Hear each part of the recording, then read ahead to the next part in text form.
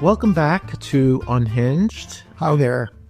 Today, we have a number of things. We've got a plethora of material because the news just keeps flowing in, agitating us to the highest level, or at least me. I don't know about Stu. Oh, no, there are moments when I need to. Rather than start on a downbeat note, because there's a lot to be downbeat about, to be quite honest with you, Stu wants to add some levity. Just a touch.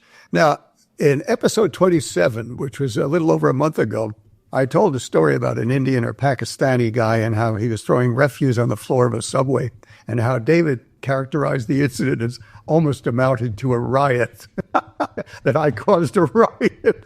Well, so something happened to me about a week ago, and I thought you'd want to hear about this one too, another subway story. These are real. So about a week ago, I was riding on the A line heading north from Greenwich Village, West 4th Street. A pretty girl, I'd say in her 20s, was sitting across from me. And I noticed that she had, red nail polish on her nails. It was quite noticeable. And she takes out a nail clipper. Well, now I say to myself, we're going to have another incident. No. This is going to go bad. It's going to go south quickly. And so I'm anticipating her toss down onto the floor. But lo and behold, she pulls out a tissue, puts it over her leg, and starts to put the clippings as they come about into the tissue. I'm still waiting for verification to see that it doesn't go to the floor. She wraps it up, puts it in her bag. I sighed a little bit of a relief there, and I make eye contact with her, and she looks at me, and I gave her a big thumbs up, as in well done, and she smiled, I smiled, and we had a wonderful chat from there. And I said, well, are you in school? Yes, I am. And she says, well, I said, where do you go? And we're doing this across on a subway, so everybody else is enjoying this conversation or not enjoying it. And I said, well, where do you go? She says, Juilliard. I said, how wonderful. Dance is her specialty. And I said, how wonderful. Your parents must be so proud.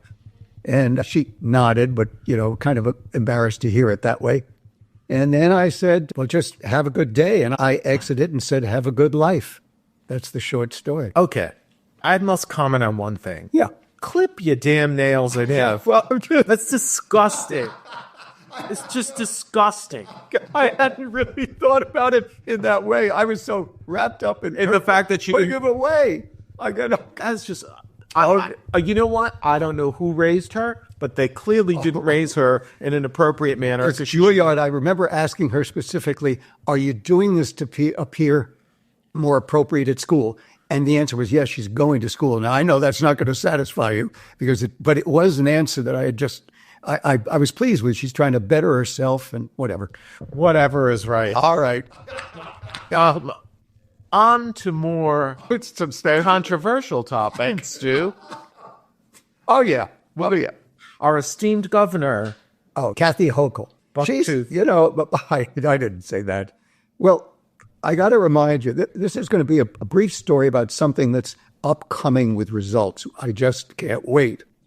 In December of 2023, Hochul signed a bill establishing, I'm not sure how many will know this, a commission on reparations remedies. That was the language. A commission to examine slavery, subsequent racial and economic discrimination against, I'm saying blacks, and the impact on living, I'll say blacks. Now, there's an underlying presumption about this that reparations are to be made, it seems to me, that we're only talking about the tools to bring forth some result. There's no one on that commission, from what I saw, being of the conservative sort. And I looked up the word reparations. Making awards for a wrong by paying or otherwise helping those who have been wronged. And I started to think, well, we've done a lot for that cause of equality. I mean, a great deal. We had affirmative action plans that were begun by Kennedy in 21 and substantially expanded by LBJ, leading to school, opportunities, preferential treatment, preferential admissions treatment, employment discrimination and housing discrimination, barred and actions really taken since then. And I asked and so a lot has been done. And I say hesitantly, I've said it before though, does the black community take any responsibility for some failures in their own community? And I know I haven't heard a lot of that. I remember when Bill Cosby spoke out once, and he's no charm, but he did. He got an immediate response from Jesse Jackson, who cursed him because Jackson was on an open mic. And so he said what he really thought of Cosby. Well, Cosby happened to be talking about the right subject and making something of yourself and education. Now, it's unfortunate he had the rest of the... Well, that wasn't the only time Jesse Jackson got caught on a hot mic. When he referred to New York as Jaime-town. Oh, yeah, really? I forgot that. I have not. Yeah. So, and then when you look for examples of, I'd say, failure, look at the violent crimes by young people in New York City. And I'd say I'm still waiting to see the white kid convicted of having carried a gun or done this and that, but it's an awful lot of Black and Hispanic. And you've got to look to your own community and say, are we missing something about parenting? Are we missing something about education? What's missing? And I have to bring up at this point something that always bothers the Black community. When I look at the Asian population in our country, they work their butt off. There's an emphasis in the household on education. I see it in subways. I see it on the streets with book bags, with some people with it and others not having book bags with books. I see the importance of family in Asian communities. And an important thing is that they understand, and they've said this, I've read it, they understand that education and success help to overcome discrimination. And that's so true. It's so obvious. And so I will say this, that in the Japanese case, there were reparations at one point. And that was when people were wrongfully interned in California and in other states. They got $20,000. And you know who did this? Reagan signed a bill calling for reparations. $20K, but they had to be alive. This was not given to the future. They had to be alive, and they had to be either a permanent resident or a citizen. And I've never heard another word about reparations from the Asian community. And they've had other causes to be concerned in our historical past. The one thing that bothers me that and I'll leave it to David, in 1921, there was something called the Tulsa Massacre. And that was in Tulsa in it. There was an absolute massacre of the Black community, their homes and their businesses. And this was an affluent community. And it was a white mob. And I said to myself, I don't think anything's ever been done about this. Now, that's some discrete incident in the past, and it seems to me that's the kind of thing that's worthy of reparations. If it maybe not now, I'm not sure, but time is gone. But that bothered me greatly. And I looked online just this morning, and it turns out they had a legal case. They had sued the state of Oklahoma, or maybe the city of Tulsa and everybody else, but it was dismissed by the Oklahoma Supreme Court in 2024. I didn't know that, and it bothers me, that incident. Well, it should. Stu, I can see in this new climate of being able to discuss race issues without being canceled, now that we have a president who's gone hog wild, getting rid of DEI and everything else under the sun. You've opened this Pandora's box, and you can do so now without expecting a backlash, because those who called for reparation are the ones who helped fuel the emergence of the second coming of Trump. And as far as reparations are concerned, if you wanted to pay reparations to the actual slaves, as you're suggesting, that makes sense. But they're all dead. The people who came thereafter, shouldn't get a goddamn nickel. And we're 150 plus years beyond. Right. Stop whining, stop making excuses, and stop looking for a handout. Maybe Jesse Jackson and Al Sharpton can go around doing that, but they're wearing thin as well. And I find the whole reparations concept outrageous, and I will burn every dollar I have before I pay a thing until my people, the Italian Americans, get reparation for the discrimination and stereotyping that has occurred of my people, that were all like thugs and murderers. And, there was a healthy dose of that. Now, come on. Don't even go there. I got Don't even. And there was not a healthy dose. It was a small dose. And most Italian Americans have been very successful in this country. And let's not talk, we talked about this before, the lynchings in New Orleans. Where are my reparations, Stu? That's what I want to know. And I can remember when that stupid, buffoonish loser Kamala on the campaign trail tried to diss Columbus Day and call it something else and blah, blah, blah. You know what? For those who are upset about what's going on in the White House right now, you are to blame. You are to blame because Trump, he rode that wave back to power in reemergence, and that is their fault. And Kathy Hochul, if she thinks that she's going to get away with paying reparations to anyone, she's got to. Well, I'd be interested in seeing if she starts reversing course before that first commission report comes out. She has a history of, look what she did on congestion pricing. But speaking of Kathy Hochul, my buck-toothed little friend in Albany, her and all the DAs. Wait a minute. Punxsutawney Phil, this. Wait a minute. You know what? Anytime Kathy comes onto the stage, she brings about a longer and darker time, even in summer. So, but anyway, she I think it was last Friday, was in Albany with every DA in New York, including the pro-criminal fat Alvin Bragg, okay? And they were trying to urge the state legislature to make a minor reform to the criminal justice reforms that they enacted in 2009. Glad Bragg was there. And even Bragg, right. So what that law did, just to refresh our memory, was it eliminated bail for most cases. It allowed recidivists out of jail, and therefore we've had an increase with crime. They eliminated that category of if the judge thinks they're dangerous to society. There was a general phrase. That was gone. Right. Turn away another opportunity for the judge to say, you're staying here. Well, another factor of this, they had onerous discovery rules in criminal cases. And since it has signed this law, we've had rampant shoplifting. Anyone who's gone to CVS and sees how the toothpaste is under lock and key. And they closed the store near us. I mean, because of thievery. It was too much of an expense. Yep. And so because this discovery rule requires, I guess, prosecutors to turn over all evidence on a victim to the defense, okay?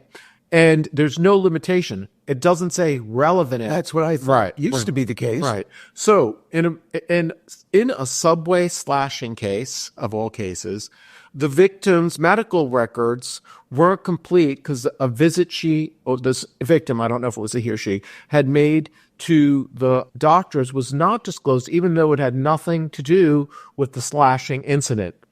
As a consequence, her case was dismissed. A matter of fact, prior to 2019, when this was enacted, 42% of the cases in New York have dismissed. Now it's 62%. 62%. This is what these liberal Democrats have done to us.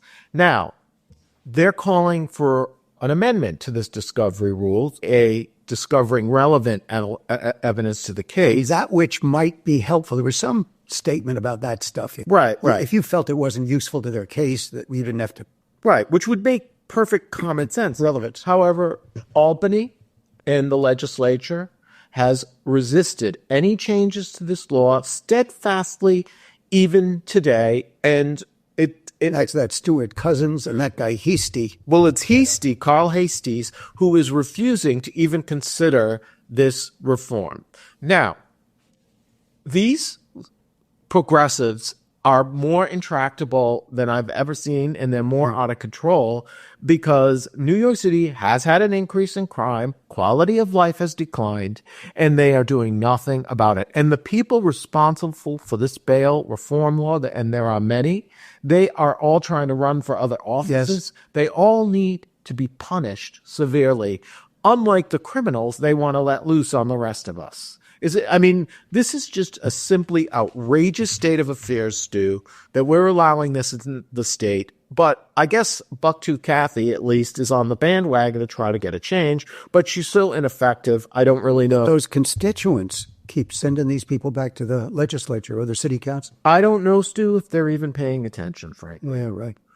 But on that note, let's make a little shift to some of the things that have been going on the national front, which are equally troubling. Is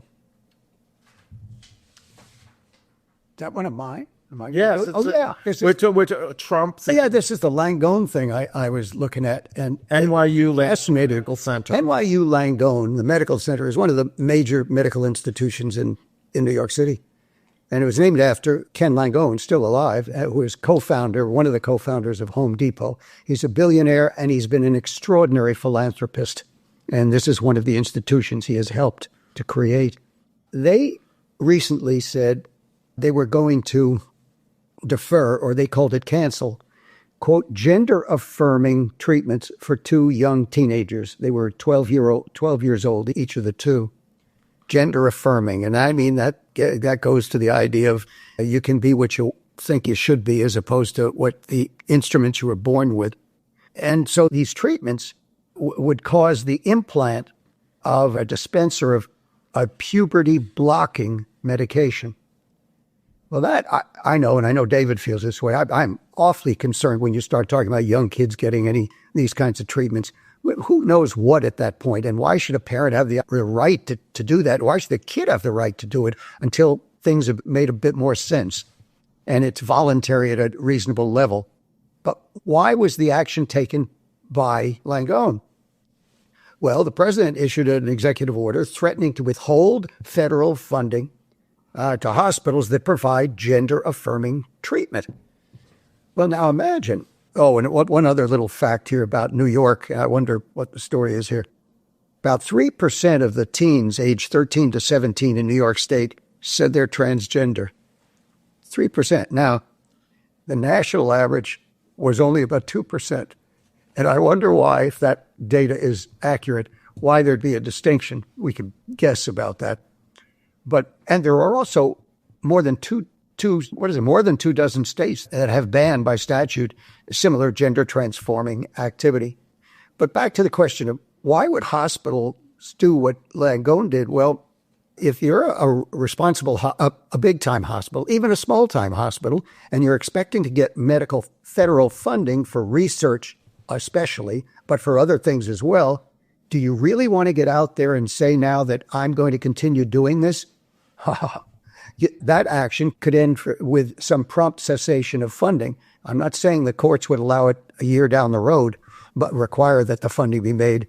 That's another issue as to what will happen in courts. But do you want to be the hospital that steps up and says, I'm going to continue? I don't think that would be responsible. I think you got to do a dance step, a two-step that allows you to defer until you get some more clarity, we'll call it, as to the accuracy of that, the obligation under that executive order. And Trump, I mean, one of the major arguments you're going to get in here constitutionally is he's taking over a legislative function. I mean, that... You mean by using executive orders? To say, no, you can't have the funding that was already authorized by the Congress. That's going on all over the place now. I know. Well, one more little thing, and you can do it. A doctor, and that bit that I just said about, do you really want your institution to go down under the weight of this? There's a doctor in Brooklyn at University Hospital, that's a state hospital, who said, quote, I'm willing to go to jail to provide, unquote, such care. He has roughly 75 transgender patients.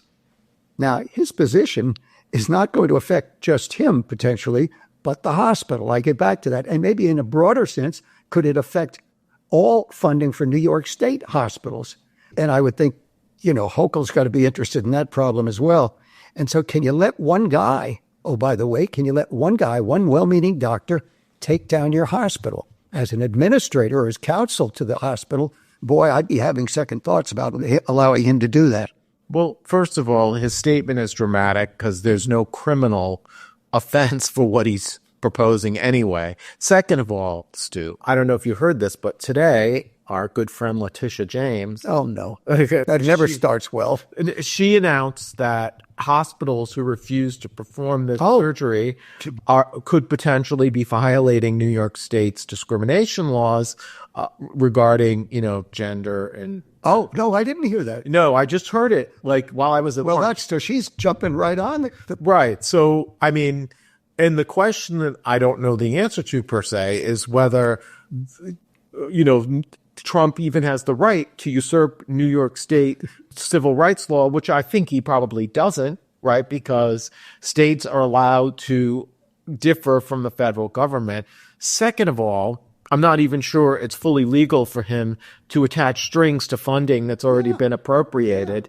And he's not going through the legislature to get this done. They are being... And, I think he's just going, and the way these things are drafted and written are so vaguely, poorly. It looks like amateur hour. This is not sophisticated legal documents he's putting out. It's him spewing out these executive orders, right, reversing everything Biden's done. And it's already had the backlash with the funding freeze. And it's not a way to do business, and it's not a way to govern. But look who we're talking about. And it only raised, even today, we've heard this whole announcement about his tariffs. There was a huge editorial in the Wall Street Journal about how it's the dumbest thing. Oh, it is. And no one really even knows what he's trying to get out of it. You're going to impose tariffs on three of our biggest trading partners, but what are you looking for? If this is supposed to be some negotiating tactic, we don't know what the end result is.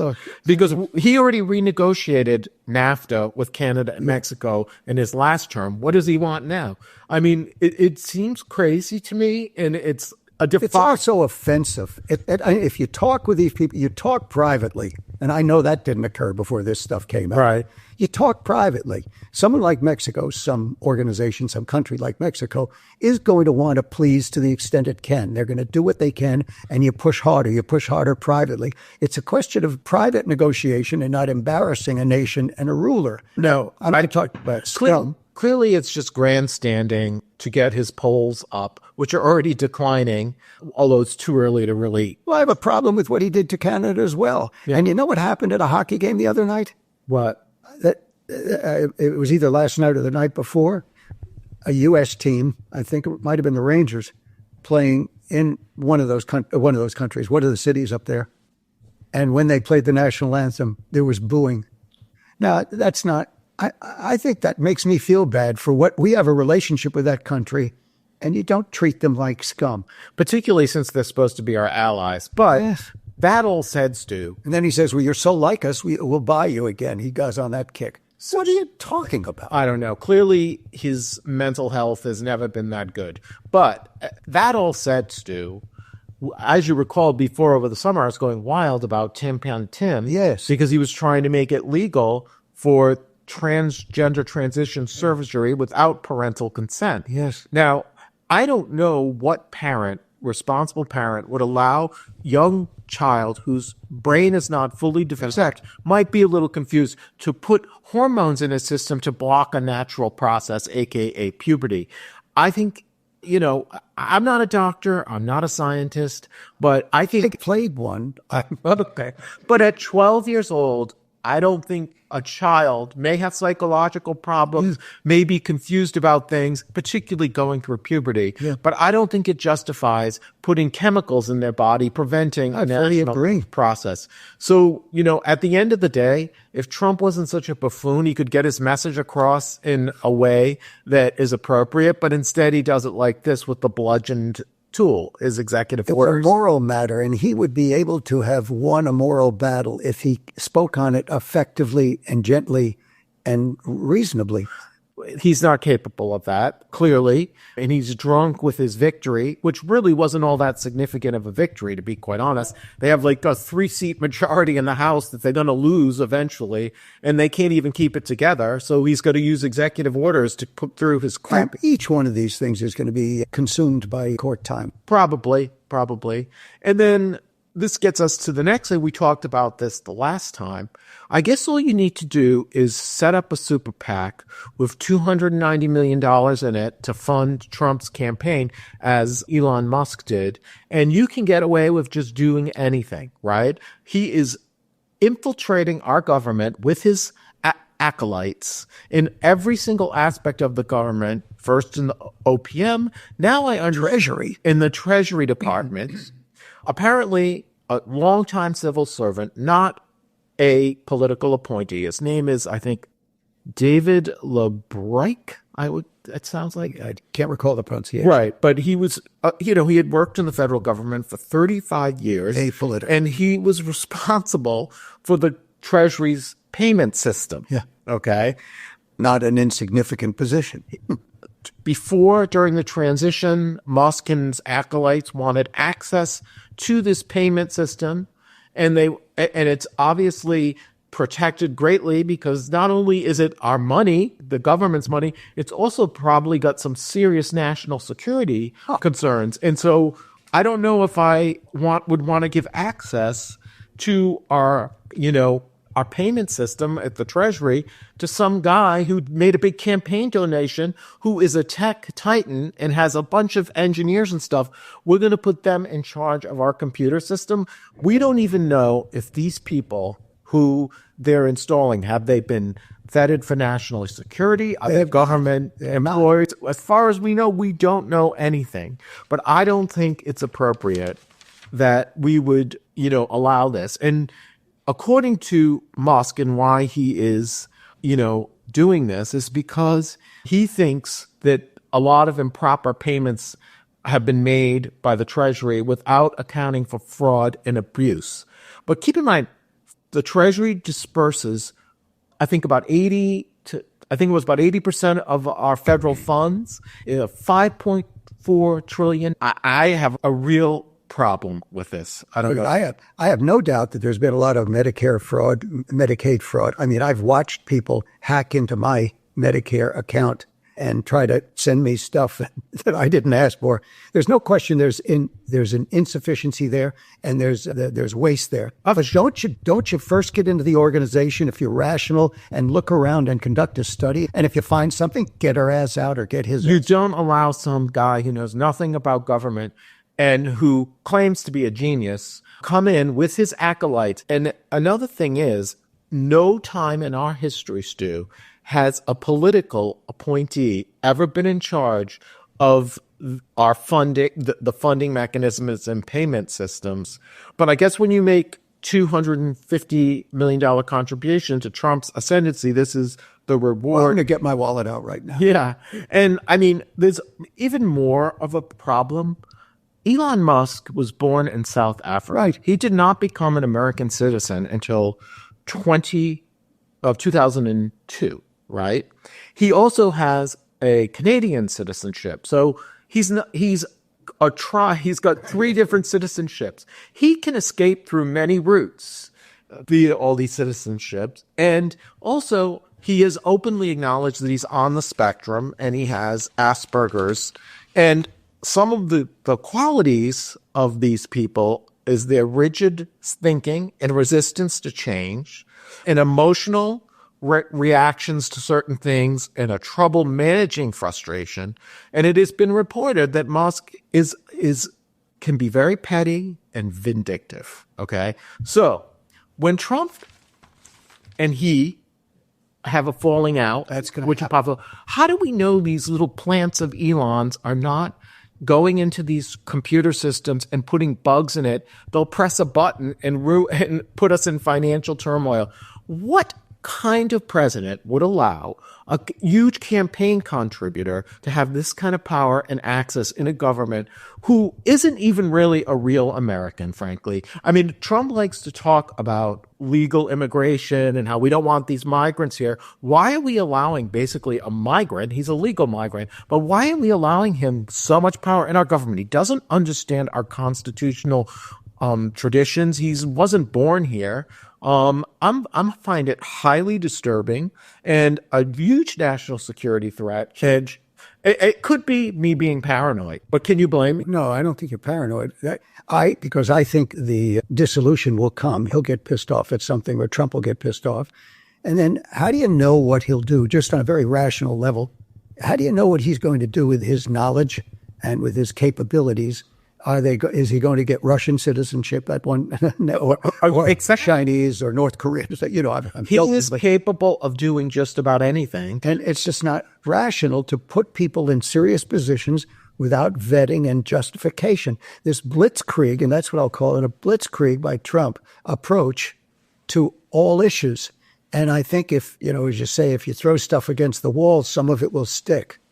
I think that's been his practice. We'll get a lot of what he wants just by trying now, even if there's no legal justification. He certainly doesn't care about that. That clearly, but I mean, there's no real congressional oversight. None. Of Musk and his activities, and whether it's legal or not, whether he's been appointed properly, vetted properly, or the people working for him. What I do know is they've set up beds in the old executive office building because all he and his acolytes are now sleeping on the gut. Which is what he did when he was at Twitter, when he was trying to, fix that company. I welcome all his brilliance and I welcome his assistance, but it has to be under guidelines. It has to be under control. It shouldn't be freewheeling. He shouldn't have free access wherever he wants to go. Well, I want his brilliance. He is supposedly, the Asperger's syndrome has given him the capability, he claims, of hyper-focusing, logical thinking. Whatever it is, and he's sending stuff up into the air. He's doing lots of things that we haven't been able to do before. But it also has personality defects. Yes. And do we want a troubled person, which I think he is, basically, as is Trump for that matter, do we want him in charge of our vast government payment system? Of course. When he's not even he is an American citizen, but he's not an American. He is an immigrant. And I don't think that... Sorry for my remark. I was playing with a cat here. Oh, wow. Well, the cats are very upset about this as well. They don't want their country. They were born in America. But they don't want their country taken over by a bunch of tech geeks and flip-flops who think they're smarter than everyone else. When in all truth, they're kind of sloppy and shoddy the way they're doing things. And this isn't Silicon Valley. This is not Palo Alto. This is our cherished national institutions, and I do not want it polluted by some billionaire. Now, George Soros, the Republicans complained about him. I never saw him working in our government and pulling the levers of state. He's decided shock and awe. That's what I was looking for. That's what Trump is doing, and he thinks he'll get some stuff to stick. Well, the only thing I'm shocked about is the stupidity, Stu. I'm saddened, and I'm a little real concerned, and it's only just beginning. I agree. Well, we don't know how long this is all. Again, as we said, this is not the way this is being handled is, you're right, a shock and awe. That isn't necessarily the best way to govern, frankly. Well, look, I just talked about this the other day about what he's done at EPA with these senior people who are all anti-environmental. They're all lobbyists for oil and gas, chemistry, and chemical products. It's a disturbing trend, but on that note, happy 2025. And I guess we'll be talking to you again soon. And I hope you tune in on Amazon, Spotify, or the like. We're always looking for new listeners. And if you need a refresher course, episode 27, if you want to take a look at that or take a listen to that Indian/Pakistani guy who was throwing refuse down in the near chaos in the car. You can also learn about Stu's aversion to people who litter. But anyway, till next time, Stu. Ta-da.